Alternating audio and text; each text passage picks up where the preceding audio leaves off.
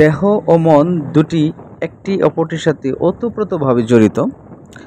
যদি দেহ অসুস্থ হয়ে পড়ে আমাদের মনটাও ক্লান্তিতে ভরে ওঠে।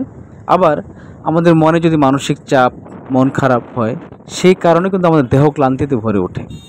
তাই দেহ এবং মন দুটোকে সুস্থ রাখার জন্য আমাদের মাঝে মধ্যে ভ্রমণ করা প্রয়োজন।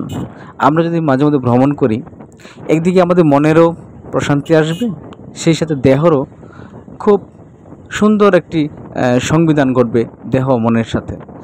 আমরা যদি চিন্তা করি এইভাবে যে আমাদের ব্রেন সেলটা নানাভাবে গঠিত, যে নিউরন সেলগুলো যেভাবে গঠিত, আমরা নতুন কিছু দেখলে আমাদের ব্রেনের সেলগুলো আনন্দিত হয়, সেই সাথে আমরা আনন্দিত হই। এই কারণে মূলত আনন্দিত হয়, আমরা যে নতুন একটা জায়গায় যাই, নতুন কোনো পরিচয় হই, সেইখানে আমাদের ব্রেন সেলগুলো নতুন উদ্দীপনা দিবে।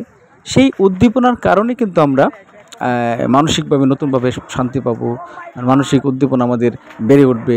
সেই জন্য আমাদের মনটা ভালো হবে।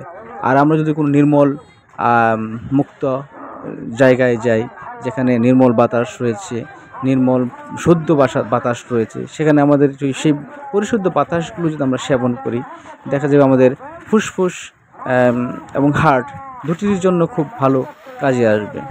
তাই আমাদের প্রয়োজন মাঝে মধ্যে সময় পেলে, সুযোগ হলে, এই ব্যস্ততার মধ্যে আমরা যেন একটু কোথাও ঘুরতে যাই, নির্মল পরিশুদ্ধ বাতাস সেবন করি, আমাদের মন এবং দেহকে সুস্থ এবং সুন্দর রাখার জন্য।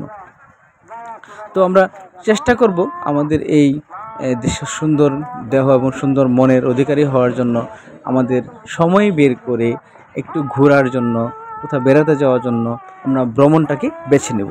ধন্যবাদ সকলকে, আজকে এই পর্যন্তই।